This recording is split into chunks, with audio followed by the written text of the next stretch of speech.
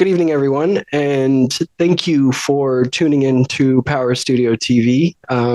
Tonight, I have the pleasure of inviting Steliana Moraru. Thank you so much for coming on the show. I appreciate it. And it's cool. I actually got to meet you at the CIO conference just last week. So I appreciate you coming on the show, and I think you have a wealth of experience in some of the topics we're going to cover today. So really cool, really cool. Especially some of the things that you've sent me here on notes. I think it's going to be really interesting for the audience.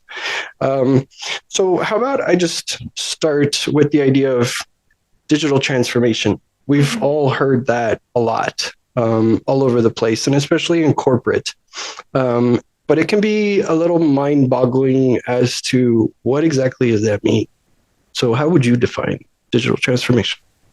First of all, thank you so much for having me. It's a real pleasure to be here with you. And because you mentioned we've met at CIO Council, I just would like to mention that your talk was really great. Oh, thank you. I've practiced a lot. That was perfect. So congratulations for your talk, but of course for the content and whatever you do. So digital transformation, it's one of my favorite topics, and I'll explain why before giving a definition. I've been working with a different project that tackled digital transformation for the past 7 years. And it kind of grew on me as a professional.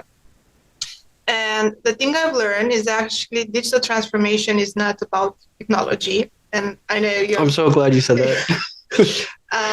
Of course, it embeds technology, but it's not only about technology. And I hear a lot of people making a confusion between digitization and digital transformation.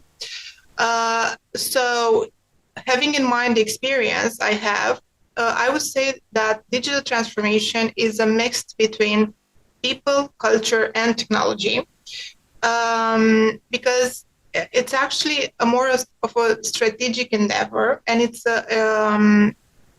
more of a reinvention of the way we do things in our organization. It doesn't mean just buying something and installing it and then you're digitally transforming it. No, actually, I think that's okay. It's an easy way to start digital transformation, but let's put it in a more simple way. If you bring technology on a process and on a culture that is not good, or it has weaknesses, right? You bring the technology and you expect good results, but unfortunately, what it's going to do is just to emphasize those issues you already have, right? It's like like you put like a mirror and then a magnifier. Yep. You see it and then it magnifies instead of dealing with those issues. So this is why, from my perspective and looking at the experience I had in digital transformation programs, I emphasize this intersection of the fact that yes, it's technology, and it's about looking differently at our processes and way of working through technology, but it's also about the mindset we build. It's about the culture we have in the company. It's a lot about the way we are doing just the daily tasks, I think, even down to the very daily tasks of how you send an email could affect your digital processes. Exactly. So basically it's, and also I would say that, again, going back to the fact that technology can be a magnifier of the bad things, it can also be an enabler if we are thinking about digital transformation in this way, in this three-party way, to call it like this. So technology can be an enabler like this, because it can redefine, for example, time, the speed of feedback, for example, or the way we take decisions. We take more decisions based on data, not on authority, for example. Mm-hmm. I think it kind of changes the leadership and the style of leadership we have. So it's not only about the platforms we bring, the applications, or the hardware and software. Let's put it like this. Sure. We bring it in the company.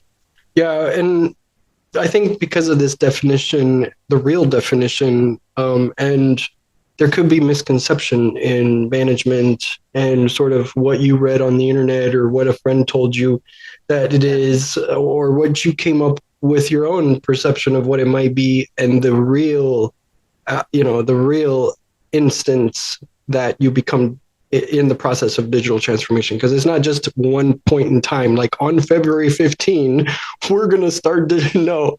You're right. I mean, it's a gradual adoption and an ongoing journey, right? Yeah, and actually, I think you just raised a really important flag here about the journey. I think digital transformation, it's also about a lot about unlearning, Oh yeah, going backwards and starting over. Exactly, going backwards, starting over. And I think some of us, sometimes we kind of have this difficulty when we are thinking and strategizing about digital transformation. We sometimes forget about this component of unlearning what you know. And just to give you an example, and for those who are listening, I witnessed the project some moment in time where a company basically wanted to do digital transformation, and part of the digital transformation they made like an automation project, but they still kept the manual oversight. Oh, just to be sure, right? Oh, great. Just to be sure everything is perfect, right?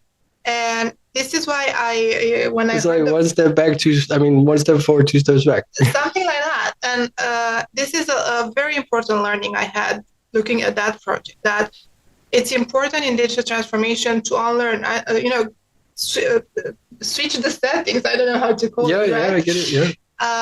And going back to your question about misconceptions, again, you gave such a great example, and I think this is one of the primary misconceptions. The fact that people kind of think about digital transformation like a one-off IT project. Yeah. And I've seen it in many cases. I've seen it back when I was a chief operating officer. I've seen it in other companies. And actually, the misconception is regarding that I'm going to digitize, let's say, a process, let's say documents. I think this is one. Yeah, that's a very common one. Yeah, the most common one, right? And people said, "Oh, I digitized everything on the document side. I did digital transformation." And say, "Okay, it's just a very small part, right, of what you actually plan to do." Also, I think one of the misconceptions is the fact that it's only the job of the teams. But if we go back to the definition I've mentioned, I also think it's a misconception that the CEO or the C-level, not only the CEO, the C-level team is not involved. Yeah, they just delegated onto, I don't know, IT team. Exactly, especially IT, or if you have like a digital team.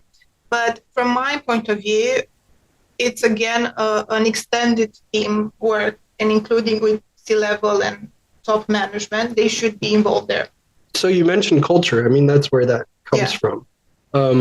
And it's like you said, it's a sort of a mindset. You come to work thinking how to be more efficient, more modern, and not work as hard, because there's tools, and the way we do things makes our life easier and makes our company more profitable and more sustainable to growth and sort of risk adverse, because we have all the right automation in place to take hits and keep going. In a way, it also affects the risk and the pain points of what you can endure because of digital transformation, right? I mean, if you have everything on paper and the building catches on fire, what are you going to do? Exactly.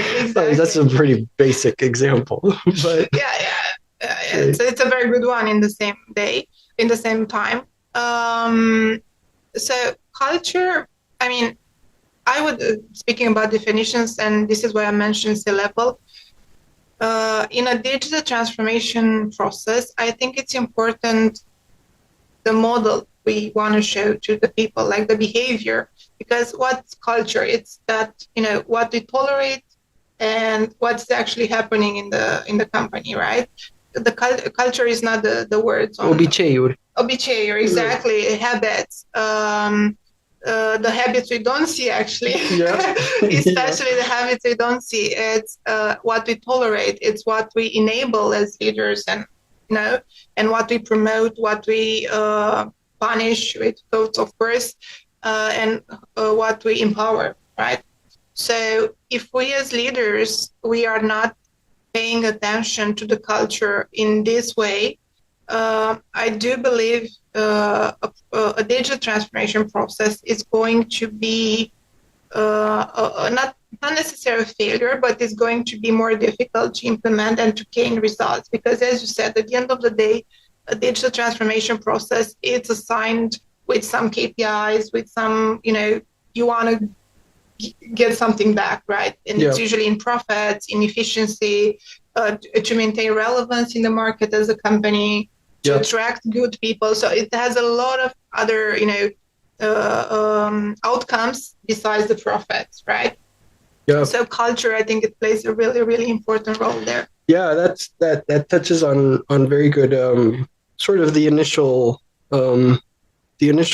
decision from management to say, one day we're going to start doing this digital transformation in our company. And, like I mentioned, that doesn't mean, okay, send an email to the general manager and say, here, take care of this. You got 3 months. Yeah. No, it's got to be an ongoing responsibility in the entire organization. And I've seen it too, especially in America. I grew up in Texas and I did my career in Seattle. And so actually, I want to switch gears a little bit and give us a little bit about your background, because I'm so curious. How did you figure out, how did you learn all this stuff? Because I haven't met very many people that think this way in Romania. So give us a little bit about your background. Tell the audience where you come from. Yeah, okay, sure. So I'm a typical professional. I have a non-linear career, actually, and I'm a big advocate for this. So in a nutshell, I'm a C-level executive. In the past 7 years, I've spent my career in a financial group. But before that, I worked in tech. I worked for nonprofits. I worked for different domains, for different roles. So I kind of, picked things that I liked, and I thought they are good for me. I wasn't stuck in a certain role on a certain field. I really love change. So you kind of see this in my CV, right?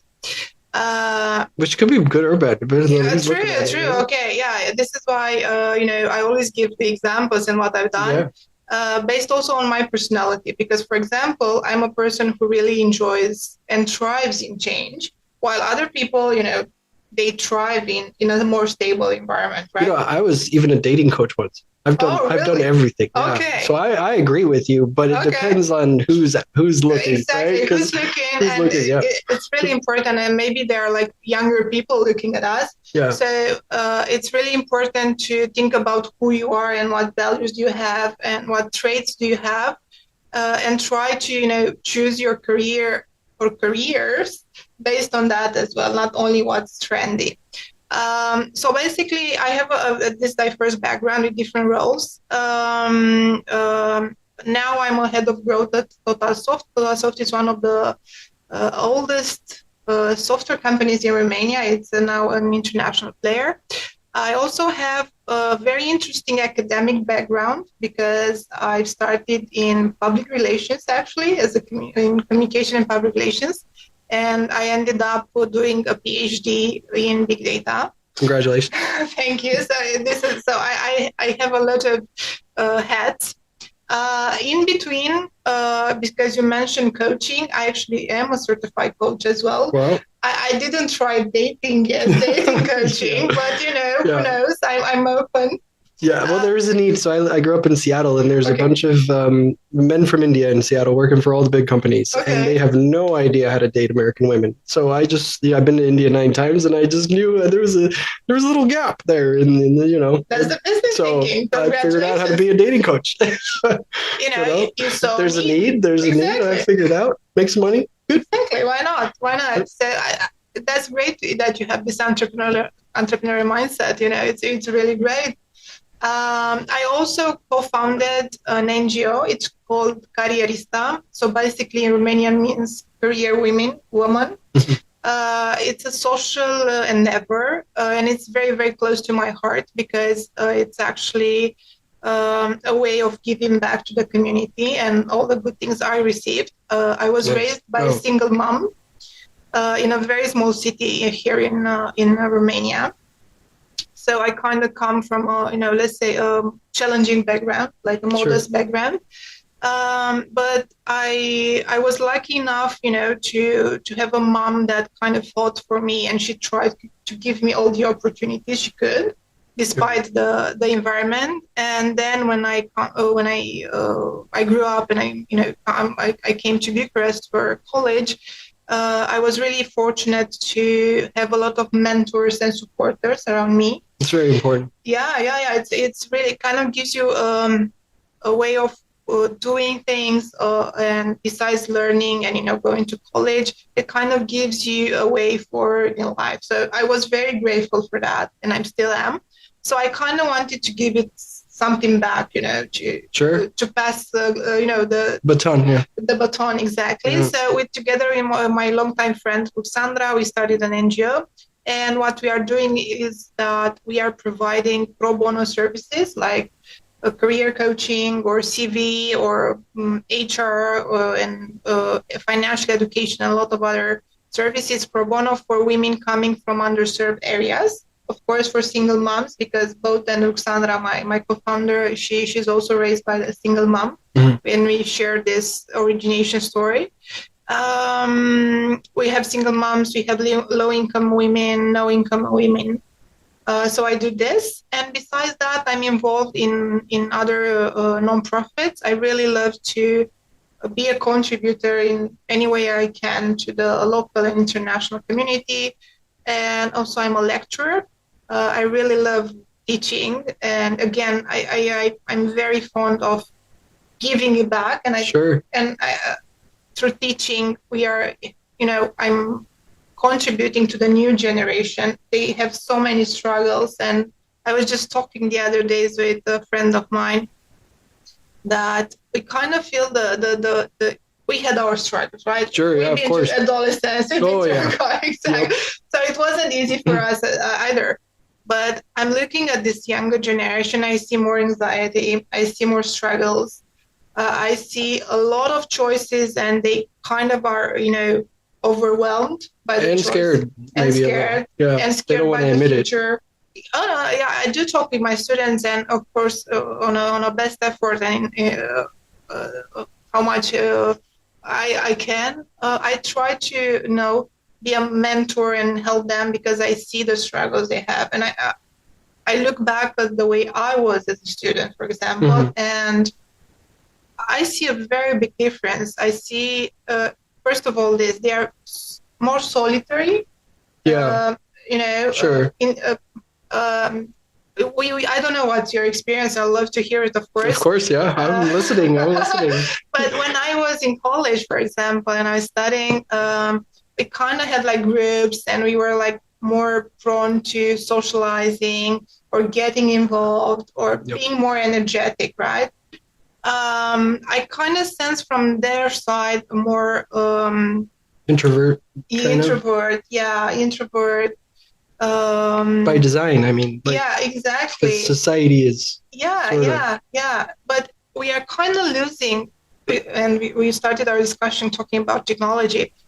I do feel, and I have started to study a little bit, but I do feel, based on my personal assumption and on what I read, that I kind of need to emphasize this ability to still be human, to have emotional intelligence, to still be able, to interact with each other in a personal, intelligent, concrete way that delivers a message to more than just the people talking. Exactly. Yeah. And I really think it's important for us to kind of give this kind of support to the younger generation. Yeah. So this is my background. So it's very, very admirable. Thank you. Round of applause. Yeah. That's a lot of effort. So yeah, that's a great story. Thank you for sharing that. And actually, I kind of want to tie into some of that. So I grew up with my mom is a teacher, and she really sets sort of the rules. But it's still a very strict educational background that she comes from. And I'm like any American tech CEO college dropout. I didn't college because it just didn't. I was learning so fast. I grew up in .com with the internet and all the technology with Facebooks and Microsofts and the big platforms, Salesforces and all that. And I grew up with the internet. So the speed of information was 1-to-1, so to speak, as I went through the last 20 years. And at the same time, I chose software engineering. So I was coding on the metallic strip, so to speak. So I coded my way through the internet. Boom. And I think with when you're going, it's sort of, I'm trying to figure out how to make this work for what you just said about the younger crowd, about what we've experienced at sort of the middle-aged working class going through this, and then sort of the resistance that the leadership that's running the world today, which is a little bit ahead of probably us, but just a little bit, not far. And then the kiddos coming out of college and in their 20s getting hired at sort of probably mundane jobs. A tie to all this is like sitting at a train, and this is so. I have so many ideas. You gave me, my mind is like. That's great. That's great. I'm really happy. And I'll give you some topics, and you can cover some of these, because this is I think this ties into digital transformation and the whole culture and movement you have to, first of all, be aware of and then apply. And same thing, you're like a walking transformation, with the background, I think, that your mom imposed in the way you look at the world around you, and then your own desire, to use it and turn it into something useful. I think you hit it perfectly. And so the idea is that if you're sitting at a train station and you watch the trains go by, some trains stop, they kind of announce where it's going, and some trains just go right through and you have no idea where they're going. And I think the speed now, there's not just 3 or 5 lanes of really old school trains. Now there's like bullet trains and flying cars and drones, and it's not even on the train tracks anymore. And it's coming from all directions. And you're like, oh my God, which train do I get on? And where do I go? Do you think, right? Yeah, I think you've nailed exactly the feeling. And I don't think it's only for the younger generation. I think it's for us as well. I think that's the same thing in a corporation where you're like, oh, this stuff is flying everywhere. Where do I go? Where do I begin? Like, what ticket do I buy? Where do I go? Yeah. Go on vacation. I don't know. Something like that. And actually, you kind of, again, gave me a really great idea. Because nowadays, of course, and we are just talking before the podcast about AI, right? Sure, of course. Is the most trendiest topic in our lives, and we were talking about this before the podcast.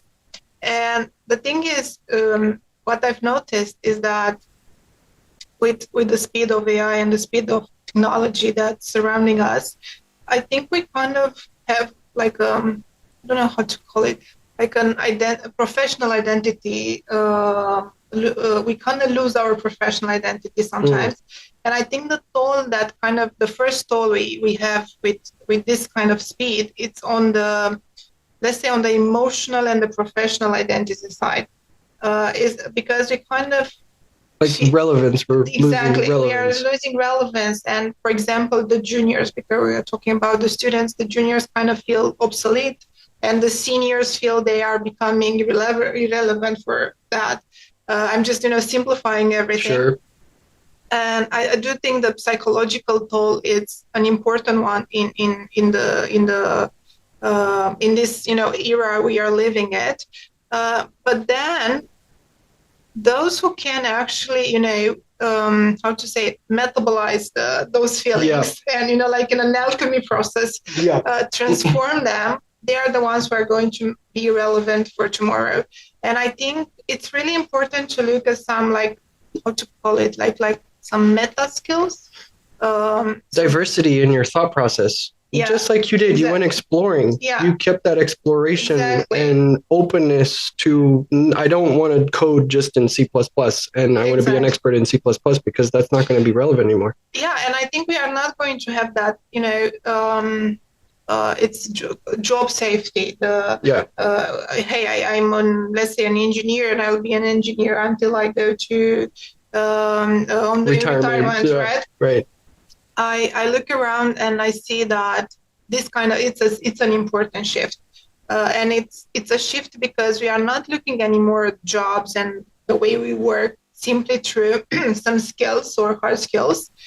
I see a shift in the way we are bringing value to the work life, right? And it's especially in AI. I kind of see this shift in the way, okay, because now I have AI or other tools that can help me with cognition. They can help me with structuring and things like that.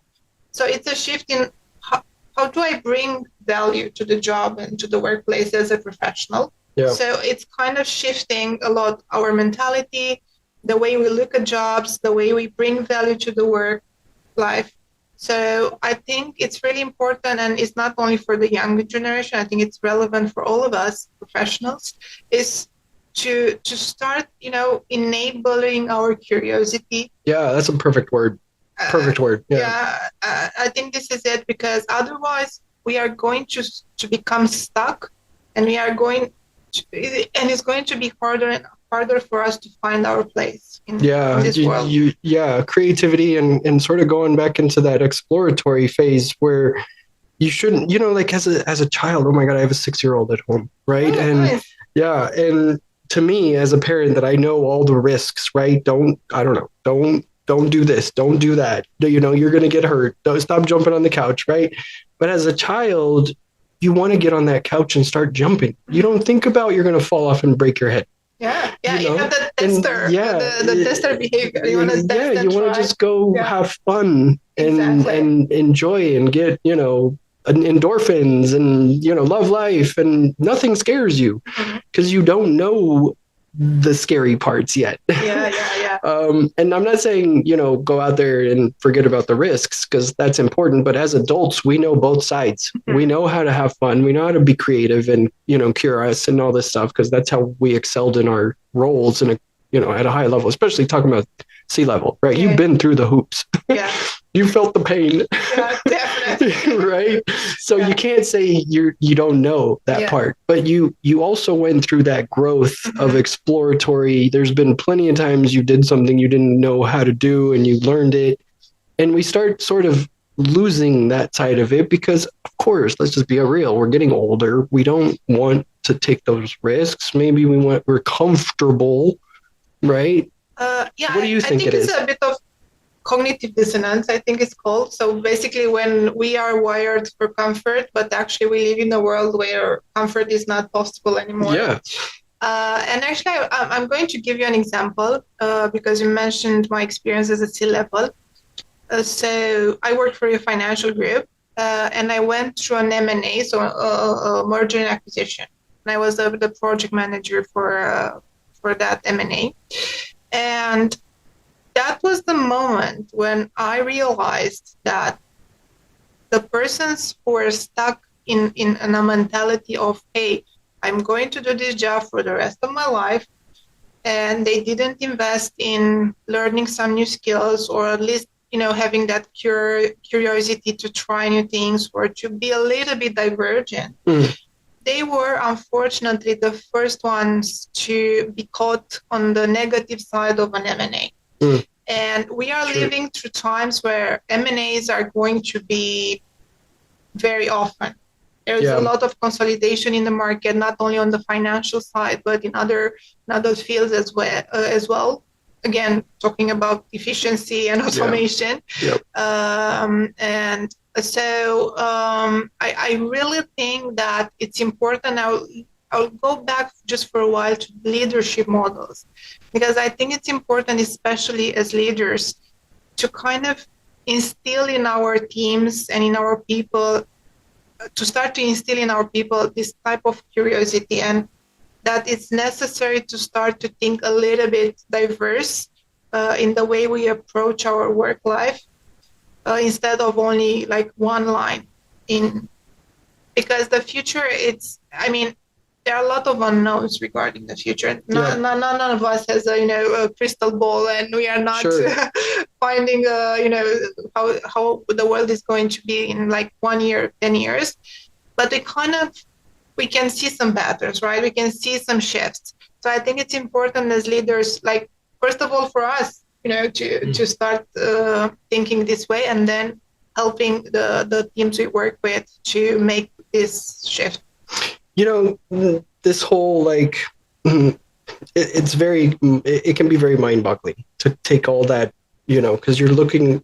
So last night, we were watching TerraVision, the Google Earth that came out of Germany in 1994. These guys built Google Earth, Google Earth, and you can zoom in. And the idea of like having the entire planet, imagine all these satellite images and at your fingertips, the whole world, and you can zoom into like, I don't know, Maui, Hawaii or something. Imagine all that information that they put in a computer screen, right? When you look at a big organization, let's say, I'm just going to give something that everybody knows. Let's say Microsoft. It's a big company, right? How do you apply digital transformation at Microsoft? It can be like trying to build Google Earth in 1994. Yeah. Right? That's what I was trying to metaphorically say. It's like, for some people, it's like, oh my God, this is like building Google Earth and I've never programmed, trying to come up with a way to, how do I look at all these different moving parts and come up with a, something that I can understand, chop it up to my little, slice of the world and make a difference. Because at the end of the day, it's like, I don't make a difference. How do you get them to recognize that you don't have to make a big difference? Mm-hmm. You just have to at least look at the world around you a little differently. True. Well, if we are talking about organization, I think it's important to kind of identify a North Star. Speaking of words. Yeah. So I think it's really important to identify a North Star and kind of shift the organization and the mentality towards that. I also think in finding those quick wins, because sometimes we have these big visions, and even for ourselves or for the companies we work for, which is really great because we kind of need a clear vision and a big vision and the North Star. But sometimes it kind of takes time to get to that North Star. So I think it's really important to find like small, as you mentioned, small wins, small victories that they're going to help us maintain the momentum, maintain the morale. Because otherwise, it's very difficult to wait like 3, even 1 year. I guess it's very difficult for us to. Yeah, it's very difficult. So, you get distracted. Really. Yeah, exactly. You can get really. But speaking of distraction, I also think it's really important in a process of digital transformation or in a current organization. I really think it's important to kind of to put a limitation between what's noise and what you are focusing on, right? Because it's going to be a little bit difficult to maintain this kind of course. So I really think it's important for us to make an effort to see, okay, what's noise and what's coming and blinking, and what's what's actually the most important thing we kind of need to do. And speaking of blinking, I just remembered I read a book. It's called Dark Cockpit. It's written by a pilot, Emil Dobrovolski. It's a Romanian pilot, a captain. And actually, this is what the main metaphor in the book is, that if a pilot, if a captain and his co-pilot, they are doing a good job and maintaining the course, it's going to be a dark cockpit. So you don't have any blinks, any red notifications. So I kind of think it's important for us in a digital transformation project or in an organization nowadays. It's important to find those processes and the way to do things without having those distractions. Yeah. Just use the North Star. You don't need all your instruments. Exactly. Exactly. So technology is helping, and it's helping, in the book, they are giving a lot of examples, of course, how technology is helping. So I would, transfer this metaphor of dark cockpit in our practices as well. So, I mean, I have to commend you. As soon as you said North Star, I was like, yeah, it's perfect. I mean, it can't get any more perfect than that. We've been sailing and discovering new lands. When Columbus probably used the North Star. It's natural. It's part of our universe. It's not some artificial manufactured instrument. It exists right above our head. And so this is where I'm getting at, because you nailed it. And I think that sort of, it's almost like a belief system. You either believe in it or you don't. Yeah. And I think the difference is the people that believe in it, they can fly without the instruments because they believe in it. They know, they feel it. They can close their eyes and they know where the North Star is. In a way, right? Metaphorically, you believe in it. You know where you're going. Yeah. And regardless how many storms you go through, how many kutremur, how many, whatever, one engine just went out, like you still go towards it. It's like one of those, a dog always finds his way home no matter how far he goes. He always comes back. Yeah. It's instinct almost. And you have to believe in it to have that power. Definitely. And I think we have a lot of examples of entrepreneurs, great visionaries that they stuck to their, this North Star, and they made a lot of great things in their lives and with their companies and with their organizations. So definitely it's very important. And I would build on what you said. I also add the fact that it's important to have how do you call it? People that believe in you as well. So I would translate disciples. Followers. I was thinking about followers, but it's actually people that actually believe in that, and they are willing to make a contribution to that project or vision or North Star, reaching that North Star. And I think it's really important in a transformation project to find some ambassadors, some people who say, okay, it sounds a little bit crazy, but let's try it. Yeah. This kind of attitude. Let's try it. Let's learn from our failures. Definitely, we kind of need this type of attitude right now in our days. I think, and you're absolutely right. And talking about the M&A strategy where you're trying to merge organizations, it's like two galaxies are getting ready to clash, and there's going to be stars and all the kinds of craziness happening after that. So in order to stay afloat and use that very forceful unification process and continue going towards the direction of the more powerful one, probably, you're going to have to build cross-functional teams. You're going to have to combine visions and create new disciples and communities that, of people that, may have not been motivated at all and gotten bored in their role and have a great skill, and you got to go search them out. You have to go sit down and have coffee with them, go talk to them, go figure out who these people are. Because you can't just say, okay, whoever showed up on Monday is part of this team, right? I mean, you kind of have to hand pick them in a way. It's very strategic. Definitely. And, again, drawing on my own experience, a thing that I always do when I go to a new team, a new company, is actually, of course, I do discuss with my peers, I do discuss with my direct reports. But what I've learned is really important to do, and I try to do, and is to actually go one level, two levels below if it's an hierarchical team. Yep. Because you can find there a lot of interesting ideas, a lot of people that are, with oversight. Nobody looked at them, but they are the ones actually doing a lot of things.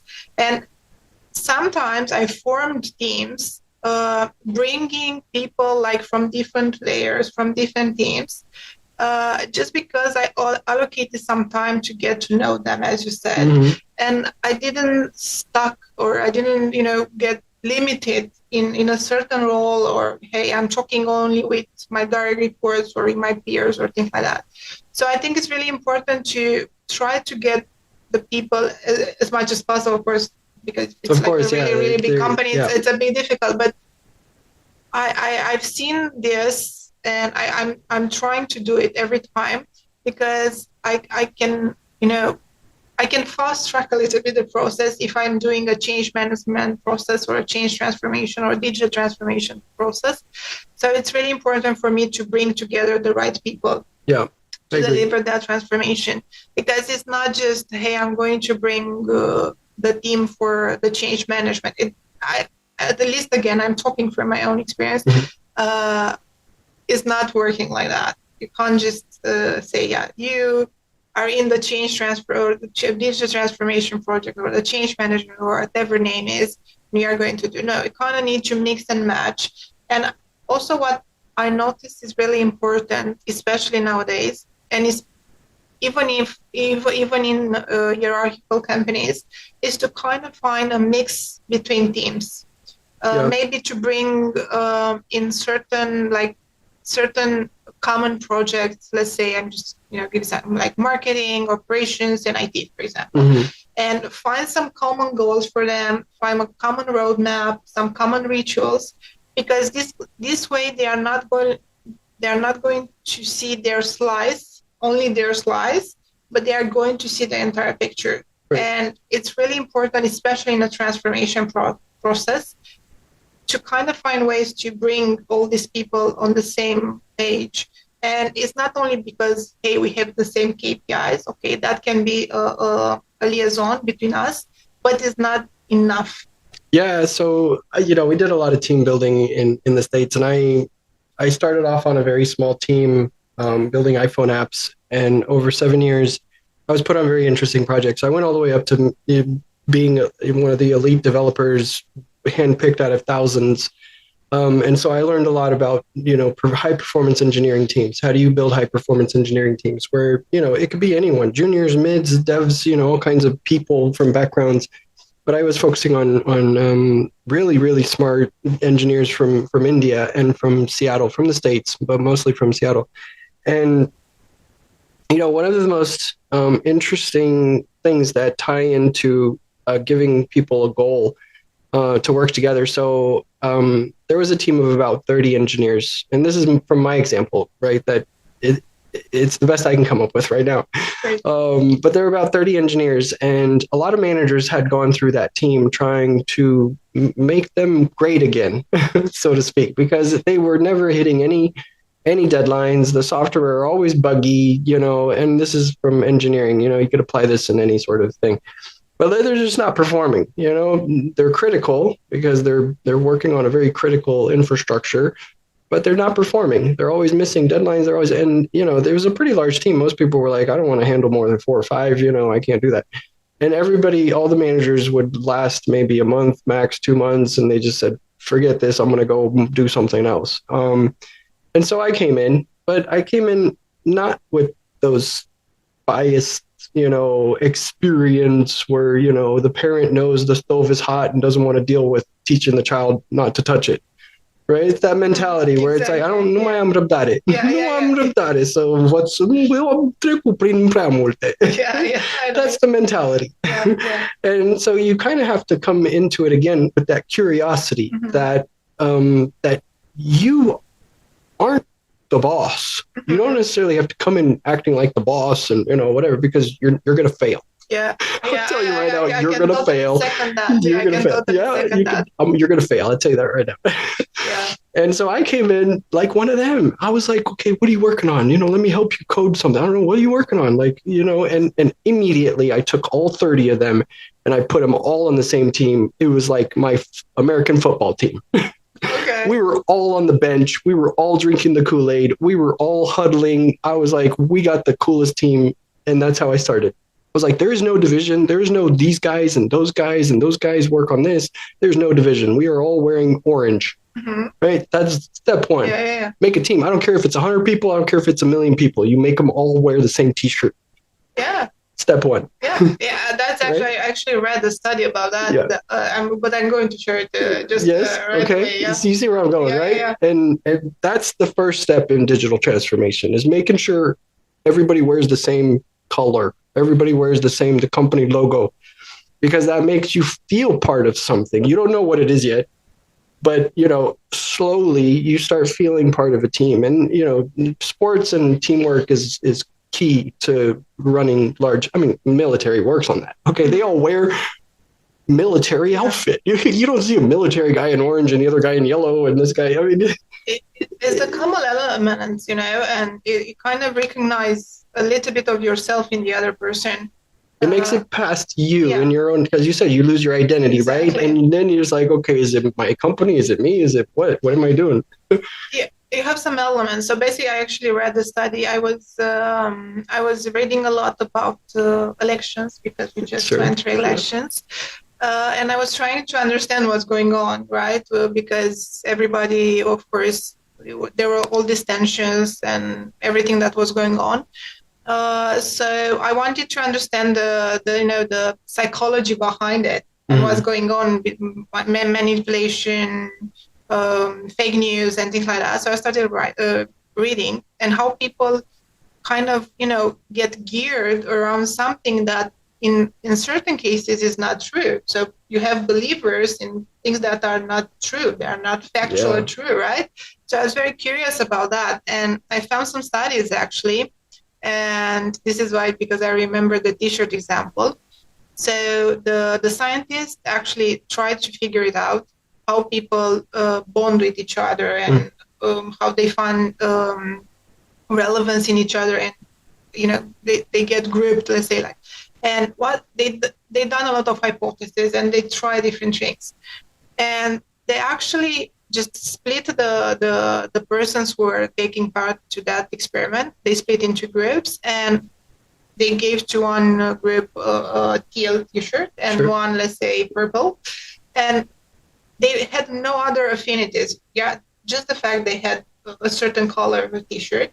And they noticed a bonding and a better response in certain activities towards the groups that had the same color of the t-shirt. Just like that, nothing else, right? And it's kind of scary, it's interesting and scary in the same time. It can be used for both good and bad. Exactly, that's the unfortunate thing. But going back to what you were saying, I do think it's a North Star. It's just a more physical North Star. Exactly, and it's something that kind of gives you a certain stability, because in change management, one of the most discussed topics, for example, is fear and fear of change. But what I've noticed is that people not necessarily fear the change per se, but sometimes they kind of fear the chaos that comes with change, right? Isolation. The isolation. Like you mentioned, kids are feeling now. They're feeling that same isolation of, who do I belong to? Where do I go? What train do I get on? Exactly. Right? You see how this is all tying together? Exactly. And when you have these common elements, be it as simple as a common goal, some rituals we have. For example, I don't know, I work in a company, and we borrowed that Swedish concept, fika, I think it's called. So basically in northern countries at 4:00, if I remember correctly, everybody just stops working and they go to like the 10-15 minutes break, coffee, but they go like in the kitchen and they discuss with each other, and it's a social exercise. So I used to work in a company and we kind of had this fika thing. And at the beginning I was I have so much work to do. But my colleagues were like, no, come join us. And, it was a ritual that kind of helped us bond with each other. So I really think speaking about high performance teams is the common goal, certain, recurring elements you have, the North Star, and the shared, I also think it's the shared belief that we can do it together. And as a group, we can do it. I would also recommend another book. I love to read, actually. So sure, okay. I can't admit to reading because I code, so I hate reading because I write code all day. So I want to stay away from. That's really normal. Yeah. But I'll listen to podcasts. Yeah, exactly. Okay. Well, spoiler alert. I'll mention the book, but spoiler alert. Speaking about podcasts and about habits, actually, I had a big struggle listening to podcasts. They are very interesting, and there are a lot of interesting podcasts. But I was wired to read. Right, I really love to read, and growing up, books were, the easiest way of getting information. So I was wired, to learn and to discover things through reading. Sure. So it was very, very hard for me to actually listen to podcasts, to books, so anything we're listening, and even with my people, actually. So what I did, for example, with listening to the team, because it's really important, especially when you deal with fear, with chaos, with changes, it's important first and foremost to listen. So I went to the coaching certification. Okay. And of course, we are learning about the concepts and how to do coaching. But the program was very practical as well.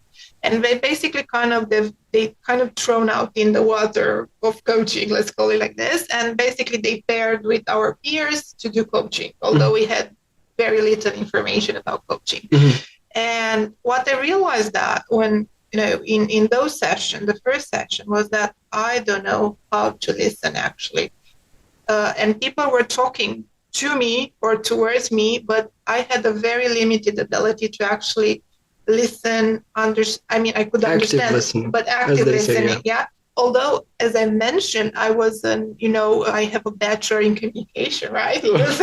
How ironic. How ironic, right? And I was already in a C-level role, so I had a lot of teams, and that was the first moment that I understood that, hey, I need to work on my listening skills, because I'm missing a lot of important information, like social cues. You were filtering, you were listening. Yeah, I was, exactly. I was just listening and hearing what I wanted to hear, not what the other person was trying to actually tell me. So what I started doing was actually trying to combine brushing my teeth, for example. So I would go in the morning, brushing my teeth, brushing my face, and playing a podcast, like just 15 minutes. But I was focusing on that certain thing and combining with another habit I had. And it kind of helped me, build a new habit, which is really great. And I highly recommend it to other people struggling with building new habits. And going back to the book, it's a book by two Romanian authors. It's Radu Predescu and Magor Cibi. They wrote a book. It's called Bătăliile care contează, so the battles that count. Yeah, actually, so Radu, he's a former Afghanistan military, because you mentioned military. So he's a former. I can't remember his grade. Rank. Rank. I'm so sorry, Radu, if you're listening to this. I highly admire you, but I totally forgot your rank. But he was, I think he was a commander in the Romanian army. And Radu and Magor, he also has like a non-linear career. He used to be politician, CEO, and now he's a consultant. And they wrote this book that tackles, military leadership with corporate leadership. And one idea they are sharing in the book, and I really loved it, is the fact that you need to think about the people first and foremost, and to try to find ways as leader, either in military or in corporate or another organization, to think about people and to try to help them, fight with codes, with the chaos and with what's going on, and to provide them with the system. Because when you provide them with the system, they are going to thrive and do great things. Yeah, and I think that system doesn't have to be a rigorous maze-like system, because people usually think of system like, oh, it's got on and off switches, and I can't go this way and I can go this way. It's not that kind of system. It's more of a tool. Just saying, I agree with the systematic process, but I think it needs to be also an arsenal of tools. Kind of like a tool chest. Okay. Yeah. And see, I played video games. Okay. And so I'm kind of using the video game aspect of it. Like, I'm here with a keyboard. I have a mouse. I have this screen. I have, all kinds of things that I find keys. I got to open these doors. I got to find my way out of this, building or whatever, and win. Yeah. And at the same time, I'm either playing collaboration mode where I have my friends in there, or I'm trying to fight everyone in the room and be the only one left alive. It's those video game aspects. I don't know. I'm a dude.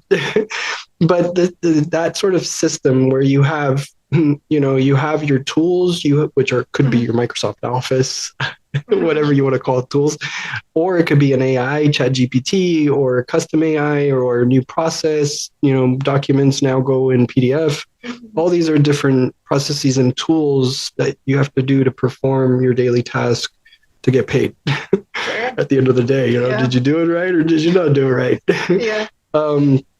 And the idea here is that that's a universal lesson we have to teach them as teachers and role models and leaders. It doesn't matter if you're a man or a woman or a child. You have to still go through that process of, here are your tools, here's your system, here's who you go to when you need help. You call 211 when you need emergency help, right? Yeah. And you have these rules and tools, as I call them. That's right. It's a really important addition, and I'm totally on your side with this, because nowadays I think we are becoming some like orchestrators of tools, right? Yeah. Because we have all these platforms, all the possibilities we have. So it's kind of important for us to build this knowledge on when and how to choose the right tool for the right job and to achieve a certain goal. And I think this is going to be like a new skill we kind of need to have, because until recently we kind of focused on just a couple of tools. Yep. But now we are we have a widespread toolbox. So it's really important for us to become this. This is digital transformation. Yeah. Right? That's true. You brought that full circle. Actually, you're right. You're right. Yeah. And now, now that we get the topic here, PhD level stuff. Okay. Now it's like we have to start thinking outside of that box, beyond what the paper writes, beyond what Wikipedia writes, beyond what your mom told you, and venture into the unknown, because now applying super intelligence of what's happening inside the computer brain that we have no idea what it is, and we're trying to use that information to better our lives, but we don't know who. I mean, who said that? Who did that? Are they right? Is it truth, or is it fabrication? And so, what are going to be the ethics? What is truth and what is fake? Because that's really all a college degree teaches you, is to smell the BS. Yeah. Well, I think actually it's going to be more important for academia and schools to teach younger generation how to filter the information and how to spot the fake information, how to be more critical with the information they consume. And actually, I just saw some news the other days that in Finland, I guess, they introduced to school this type of classes, like how to spot the fake news, how to... Curiosity. Sorry? Curiosity, right? Yeah. You got to be curious. How to be curious, how truth. to critical think, because actually AI is still like a brain with hallucination, right? Yeah. And I was just talking with a colleague of mine this morning, and we were having a dilemma about the topic at work, and said, okay, let's ask, of course, ChatGPT. Yeah. And he actually gave us the wrong information. We knew the information, but we kind of, debating on some particularities. but he kind of gave us the wrong information, right? And if we weren't like professional, we didn't know, we just took Take that it and run with it. and it was like a big mistake. It wasn't something small.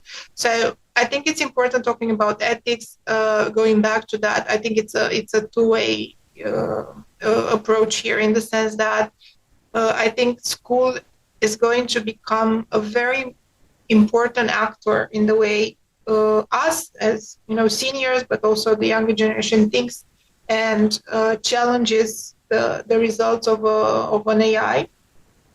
Second, it's really important because at the end of the day, and you mentioned biases, nowadays we have a lot of biased data and we have a lot of corrupt data. I don't know how to call it, right? Yeah. And all the information we are gathering through AI, it's built on this. So again, it's really important for us to become more aware of what's the output on that. And on the ethical side, I have a very good friend of mine. She's actually studying this, and she kind of taught me some things. And it's going to be very important how we, what type of data we input there, what type of documents, for example, and to have a certain awareness regarding to the fact that we don't know what's going on with the information we bring in AI and the documentation there. I kind of read, because you mentioned the cybersecurity forum, I kind of read some really unfortunate situation where proprietary information were put in a GPT, let's call it a general GPT, and they kind of got leaked, right? Because it's resurfaced, and a lot of other issues like that. So I think ethics and the way we think about AI and use it, from my point of view, it's a necessary skill we should all understand. Yeah, and that's another one of those processes you're going to need in your digital transformation overall is ethics. Yeah. So, I think we're coming up to like a little bit past 45 minutes here. Feels like because we've had quite a lot of interesting topics. But I want to touch one more thing that I think is we should leave the younger generation on, covering so many areas of what we see in, as sort of, I say, the adult management level of industry nowadays. We're in charge of a lot of direction that the next 20 years is going to, the things that we do right now in our digital transformation, because we're the ones leading that. Let's just be real. And the decisions we make and the changes we apply to organizations right now, whether I, change payments and make you pay with your face, it's going to impact the world. A lot of people are initiating change. And like you said, that's going to trickle down into a lot of M&As. People are going to gobble, less fortunate, less innovative ones up because of some secret recipe they have in there, and they don't know how to, empower themselves to develop that. So, somebody smarter, bigger, more money is going to take that. Let's just be real. I mean, business is a lot cannibalism. We're not churches. Some of them are very ruthless, and it has to do because we make profit and we pay people and we have a lot of families to feed. And I'm not, all of this is going to rest on the newer generation, like you said, the little lost ones, the little lost scared ones. Where, if you could give them some advice to also because you have students that look up to you, and how do you let them go home and actually be happy about their future and excited and motivated and aren't scared of all this coming? How do you give that information out? That's a very tough question. Okay. that's a very tough and important question, I would add. So, my recommendation for them is to think about the things that are in their control, first of all. And even if if you are young, you still have things that are in your control.